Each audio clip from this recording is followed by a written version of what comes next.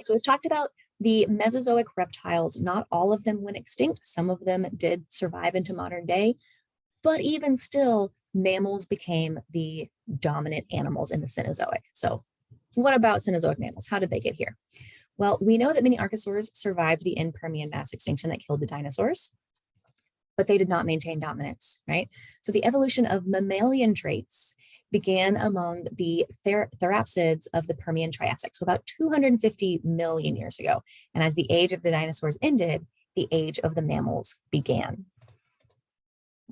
Mammals are defined as being warm-blooded vertebrates that suckle their young and have body hair, right? But neither body hair or mammary glands are actually preserved in the fossil record. So it's a little difficult to tell just from fossils what are mammals and what are not mammals. So we have to look at some very specific bones that can help us figure this out.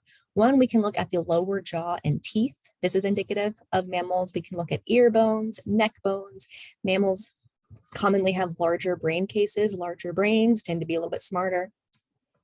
So we can look at all of these features and be able to tell, even if we don't see the hair or the mammary glands, we can tell what's a mammal and what's not a mammal in the fossil record.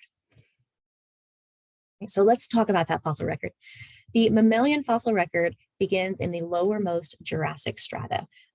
This means that mammals were around during the time of the dinosaurs, but they were rare. They're hard to find in fossil evidence. Mostly we just have like little teeth and little bone shards.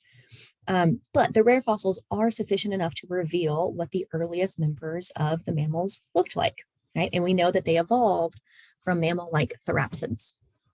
Right? The cusp of their teeth indicates that they were insect eaters. From the evidence from their brain case indicates that parts of their brain dealt with smelling and hearing. So we know they had pretty good senses and they probably sought out food at night. So you can imagine these tiny little creatures eating bugs and dodging the dinosaurian feet about 200 million years ago. Cenozoic mammals benefited from efficient nervous and reproductive systems, reliable body temperature control. Remember, mammals are warm-blooded, meaning they produce their own body heat. We have larger brains, we're pretty smart, and that means we have a pretty high level of ability. Right? Armed with these attributes, mammals were able to very quickly expand into habitats that the dinosaurs left behind when they went extinct.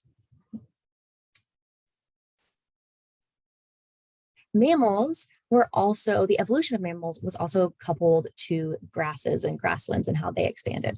So remember how we talked about how the herbivorous dinosaurs relied on the plants that were able to reproduce very quickly, right? Mammals also relied on plants that were able to flower. We call flowering plants the angiosperms. They're the most recent plant group to evolve. For much of the Mesozoic, there were no flowering plants. So most dinosaurs never saw a flower in their entire life. But they're now the most widespread form of vascular land plant. The Miocene is a particularly noteworthy epoch because this is a time when grasses expanded and prairies became a very common environment.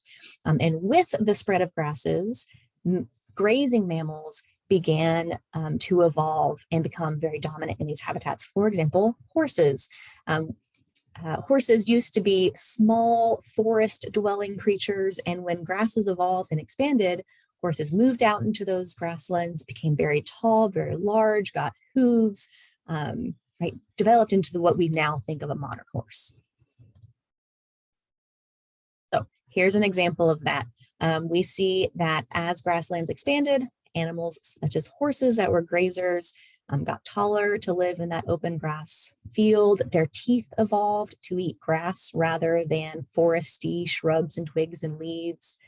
On the open plains, it was difficult to hide from predators, so they had to evolve to be very fast so they could outrun their predators. This meant that they developed hooves that helped them to run and allowed them to spin quickly to evade their predators. Right, so if you like horses or really any other grazing animal, you can thank the evolution of flowering plants and grasses for that.